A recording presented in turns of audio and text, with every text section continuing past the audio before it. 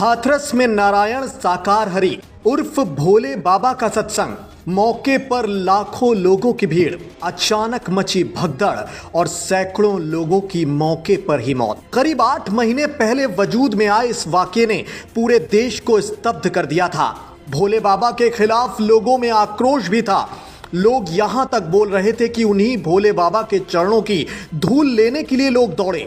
उसी दौरान सैकड़ों लोगों ने अपनी जान गंवा दी। लेकिन आप चौंकेंगे ये जानकर कि उन भोले बाबा को इस भगदड़ को लेकर क्लीन चिट दे दी गई है। उन्हें प्रशासनिक एंगल से बेकसूर करार दे दिया गया है। उन्हीं के सत्संग में जो भगदड़ हुई उससे संबंधित जो जांच रिपोर्ट बनाई है अधिकारियों ने, उसमें भोले बाबा को हरी झंडी दे दी गई है। जी हां, मामले में जो जांच चल रही है उससे जुड़े अधिकारियों ने खुद वीके न्यूज को बताया है। नाम न छापने की शर्त पर एक जांच अधिकारी ने कि हाथरस भगदड़ कांड में भोले बाबा पूरी तरह से बेकसूर ठहरा दिए गए हैं। जी हां, क्या है उस जांच रिपोर्ट में?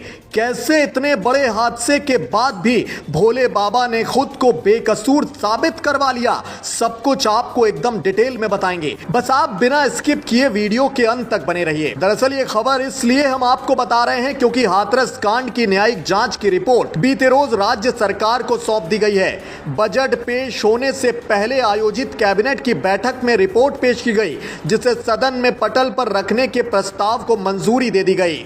फिलहाल राज्य सरकार ने रिपोर्ट्स के फैक्ट्स को मीडिया के सामने अब तक पेश नहीं किया है, लेकिन मौके पर मौजूद हमारे सूत्रों से हमने कुछ डिटेल खंगाल ली है। हमें जानकारी मिली है कि इस रिपोर्ट में भोले बाबा को आरोपी नहीं ठहराया गया है। न्यायिक जांच रिपोर्ट में उन्हें क्लीन चिट मिल गई है। आयोग ने अपनी रिपोर्ट में पुलिस की जांच को सही पाया है। साथ ही भविष्य में ऐसी घटनाओं की पुनरावृत्ति को रोकने के लिए कई अहम सुझाव देकर पल्ला भी झाड़ लिया है। आयोग को हादसे के पीछे साजिश होने के प्रमाण मिले हैं कि नहीं, अभी इसकी पुष्टि नहीं हो पाई है। दरअसल हाथरस के सिकंदराराव क्षेत्र के फुलराव गांव में 2 जुलाई 2024 को भोले बाबा उर्फ नारायण साकार हरि के सत्संग के बाद मची भगदड़ में 121 लोगों की मौत हो गई थी। इस सत्संग में हजारों की संख्या में लोग पहुंचे थे। भीषण गर्मी और उमस की वजह से सत्संग में भगदड़ मच गई। वही भगदड़ की बड़ी वजह भोले बाबा के चरणों की धूल लेने की उत्सुकता भी बताई जा रही थी। हादसे की जांच के लिए राज्य सरकार ने हाईकोर्ट के रिटायर्ड जज ब्रजेश कुमार श्रीवास्तव की अध्यक्षता में न्यायिक जांच आयोग का गठन किया था। आयोग में रिटायर आईपीएस भावेश कुमार सिंह और रिटायर आईएएस हेमंत राव को सदस्य बनाया गया था।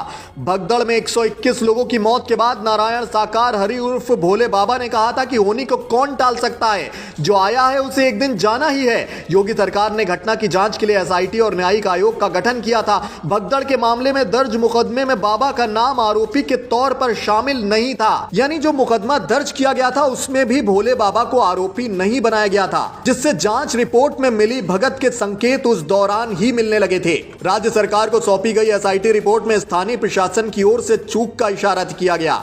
भगदड़ के लिए आयोजकों को जिम्मेदार ठहराया गया और दावा किया गया कि भीड़ को नियंत्रित करने के लिए कोई व्यवस्था नहीं की गई थी। भोले बाबा के नाम से मशहूर बाबा साकार विश्व हरि का सत्संग हर मंगलवार आयोजित किया जाता था। इसी में शामिल होने के लिए बड़ी संख्या में भक्त पहुंचे थे।